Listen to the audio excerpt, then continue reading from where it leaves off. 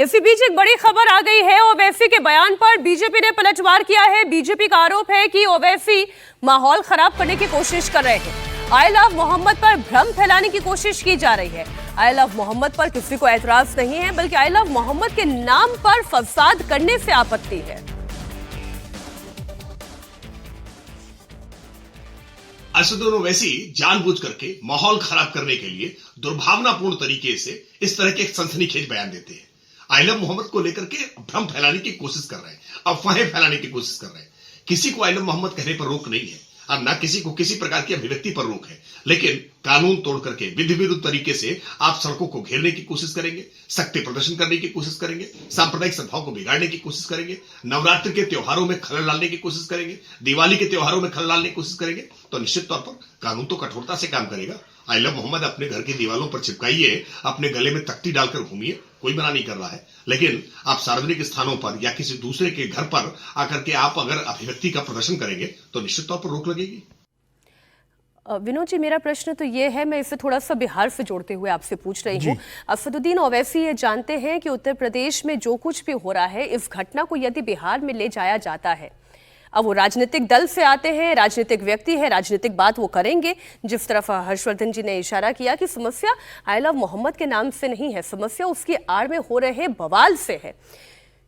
इस वक्त वो यही तो चाह रहे होंगे, मुसलमानों का कोई बड़ा लीडर तो है नहीं बिहार में, यहाँ से एक सेंटिमेंट डेवलप किया जा सके, एक बार फिर से सभी को अपने साथ जोड़ा जा सके। नहीं, देखिए, ओवैसी साहब सियासतदान हैं और राजनीति करते हैं, इसलिए हमेशा जो राजनेता होते हैं वो ऐसे जिस तरह का जो झगड़ा झंझट होता है, दंगा फसाद होता है, तो ऐसे में अपने लिए एक मौका ढूंढते हैं, आपदा में अवसर ढूंढते हैं वो रोटी से। तो इसलिए जो है उनको मौका लगा। मैं इसको इस रूप में देखता हूँ। देखिए, सही बात है जो हर्षवर्धन जी कह रहे हैं, आई लव मोहम्मद से किसी को एतराज नहीं है। क्यों होगा कि उस देश में धार्मिक आज़ादी है।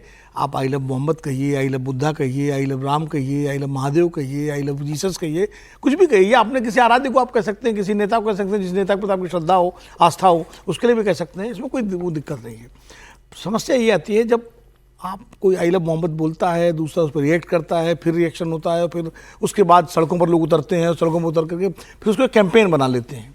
धर्म को जब कैंपेन बना लिया जाता है तो समस्या होती है। यहाँ इसको कैंपेन बना लिया गया आई लव मोहम्मद वाले स्लोगन को, कि अब टी शर्ट भी पहनेंगे, लोग करेंगे। ये उसी तरह से किसी भी धर्म को जब कैंपेन बना लेते हैं तो इस तरह की समस्याएं पैदा होती हैं।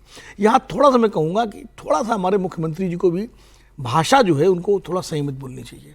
पुलिस अपना काम करे, ये सब नहीं बोलना चाहिए। आप मतलब इससे प्रवोक होता है। जो आप देश के सूबे के मुखिया हैं, सबके मुख्यमंत्री हैं आप, और आपको दंगाइयों के खिलाफ खुली छूट दीजिए पुलिस को, और आपने दे भी रखी है। और आप उनको जो है, पुलिस अपना काम भी कर रही है, जो दंगा फसाद करे उन्हें पकड़े, ज़्यादा गड़बड़ करें, लाठी चलाए, जो भी करे तो पुलिस के पास है। आप तो मुख्यमंत्री के तौर पर अपना काम करिए। और होता क्या है, जब स्वयं मुख्यमंत्री पार्टी बन जाते हैं या कोई भी नेता किसी भी राज्य का हो, तो फिर जो दूसरा पक्ष होता है वो ऑफेंड महसूस करता है। और ऐसे में बहुत सारा जो ये दंगाई किस्म के लोग हैं उनको आम जन का समर्थन मिल जाता है, आम लोगों का। कह रहे भाई देखिए, अगर वो शांत रहें और पुलिस अपना काम करती रहे तो मुझे नहीं लगता कि फिर ऐसे दंगाइयों को आइसोलेट करने में कोई दिक्कत भी तो नहीं है। एक मौलाना इफ्राहिम जी को छोड़ दें, जो बयान अभी उन्होंने दिया, जमीयत का भी आया है, जमीयत ने भी कहा है, मैं याद पढ़ा उनका, उन्होंने अपील की है कि आप रसूल के उसूलों पर चलें, रसूल के नाम को लेके हंगामा ना करें। नहीं, लेकिन तौकीर रज़ा ये कह रहे हैं, उनका खानदान ये कह रहा है कि अगर कुछ और हुआ तो फिर खामियाजा भुगतना पड़ेगा। उसका इलाज है ना, जेल में भेज दिए गए। तौकीर रज़ा जैसों का इलाज, देखिए कोई भी बड़ा नेता जब तौकीर रज़ा की भाषा बोलने लगे या उनके सामने संबोधित करने लगे तो फिर उसके बराबर हो जाता है। मेरा मानना है आप बड़े नेता हैं, देश के प्रधानमंत्री, देश के मुख्यमंत्री, देश के गृह मंत्री या राज्यों के मुख्यमंत्री, ये इन सब लोगों से बड़े नेता हैं। उनको उनके स्तर पर उतरना नहीं चाहिए, कभी नहीं। मैं तो बताऊं, बड़े बड़े कांड हुए इस देश में, ऐसा नहीं है। मतलब आप दंगाइयों को उसको निपटाने के लिए ऐसे कांड हुए कि, लेकिन कभी किसी नेता ने इस तरह की भाषा बोली नहीं, पुलिस अपना काम करती नहीं। तो ये मेरा खाली कहने का मतलब है कि थोड़ा सा उनको जो है ये जो चंड मुंड ये वो उससे नहीं जोड़ना चाहिए। आप ये कह रहे हैं कि अगर इस तरीके के बयान नहीं आएंगे तो प्रोवोकेशन भी दूसरी तरफ से नहीं होगा। ये जो प्रोवोकेटिव लोग हैं ना, उनको भी जन समर्थन मिलने लगता है। ऐसे लोगों को अलग थलग करना चाहिए भीड़ भाड़ से, पब्लिक से। आम मुसलमान एक तरफ और इस तरह के जो तत्व हैं उनको एक तरफ। उनको आप डील करिए सही तरीके, जैसे आप तौकीर रजा को आपने डील किया, पहले अरेस्ट कर लेना चाहिए था तौकीर रजा को, तो बेकार 4 दिन ये तो उस दिन से हम चर्चा लगातार कर रहे हैं कि जब ये हुआ उससे पहले अरेस्ट कर लेना चाहिए था, कि जब ये पता चल गया LIU से भी ये जानकारी मिल गई कि कुछ बड़ा करने की प्लानिंग है तो अरेस्ट कर लेना चाहिए था। लेकिन मैं फिर से बिहार के पर्सपेक्टिव पे इसलिए लाना चाह रही हूँ, समीर जी आप इस पर बताइएगा कि अब देखिए इस जुम्मे से अगले जुम्मे के बीच में क्या है, बिहार ही तो है और सबकी नजरें बिहार पर टिकी हुई हैं। यादव जानते हैं कि यादव मुस्लिम का एक गठजोड़ अगर उनका काम कर जाता है उसके बाद फिर उन्हें बाकियों के लिए वहां से समर्थन जुटाने की आवश्यकता है।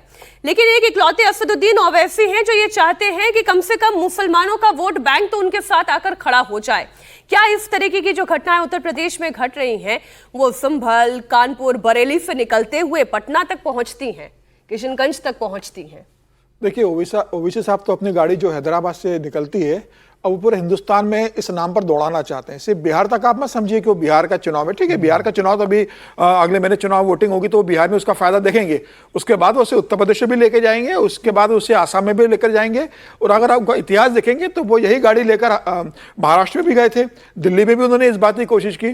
तो ओवैसी साहब तो अब पूरे हिंदुस्तान के मुसलमानों को सबसे बड़े रहनुमा बनकर निकलना चाहते हैं और सबसे बड़ा नेता बनना चाहते हैं। और वो कह भी रहे कि भाई आप कब तक लालू प्रसाद यादव या तेजस्वी यादव को अपना मुसलमान मानोगे, मुसलमान कम्युनिटी किसी मुसलमान को अपना नेता माने जो उनके लिए दिन रात सोचता हो, जिसकी पार्टी उनके लिए बनी हो। तो मुझे लग रहा है वो हिंदुस्तान के मुसलमानों को संदेश देना चाहते हैं कि आपको दिल्ली में अरविंद केजरीवाल, भाई वहां पे तेजस्वी यादव, उत्तर प्रदेश में अखिलेश यादव या बाकी पूरे देश में राहुल गांधी को देखने की जरूरत नहीं है। मैं हूं ना आपका